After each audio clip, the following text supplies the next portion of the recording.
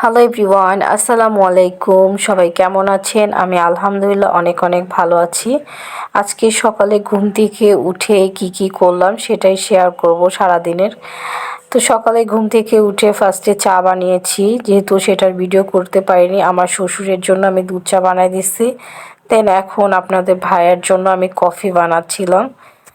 আর ও সবসময় কফি খায় বেশি, আর কফি দিয়ে বিস্কিট খায় সকালে।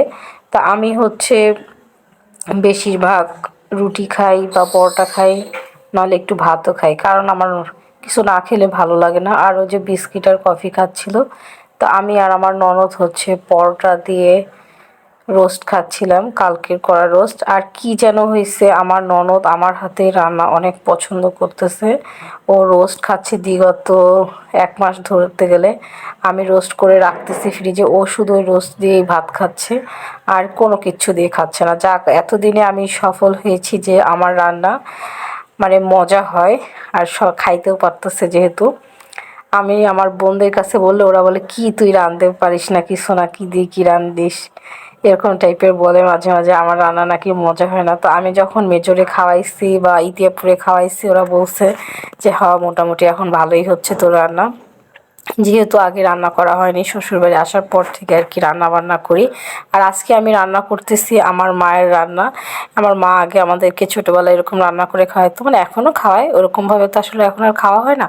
তো আগে আমরা মানে এটা প্রায় খাইতাম, ডিম ভাজি করে পেঁয়াজ তেল টেল দিয়ে মশলাপাতি দিয়ে কষায়। এখন ছোলার ডালটা আগের থেকে সিদ্ধ করা ছিল, এটা হচ্ছে ডিম ভেজে, তারপর ভেজে মানে আপনার পেঁয়াজ আর মরিচ দিয়ে ভালো করে ফ্যাটায় ডিমটা ভাজি, যেরকম না নর্মাল ওই রকমই ভাজা হয়েছে। তারপর আমরা হচ্ছে এভাবে আর কি ছোলার ডালটা সিদ্ধ করেছিলাম, সেটা দিয়ে আমি হচ্ছে এখন কষাচ্ছিলাম মশলাপাতি দিয়ে, সব কিছু দিয়ে। তো কষানো হয়ে গেছে, তো আমি পানি দিয়েছি। এখন আমি ডিম ভাজিগুলো দিয়ে দিচ্ছি। তো এখন ঝোলটা শুকায় গেছে।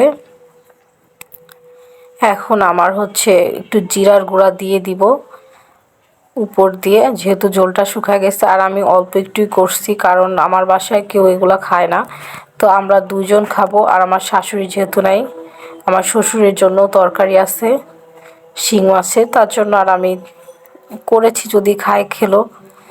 তারপর এই যে জিরার গুঁড়া দিয়েছি, আমার রান্না হয়ে গেছে। আর এটা হচ্ছে শিং মাছের তরকারি ছিল কালকে, আর সাথে একটু ডাল আছে আর রোস্ট আছে, যেহেতু আমার ননদ খাবে। সাথে আমি পটল ভাজি করেছি।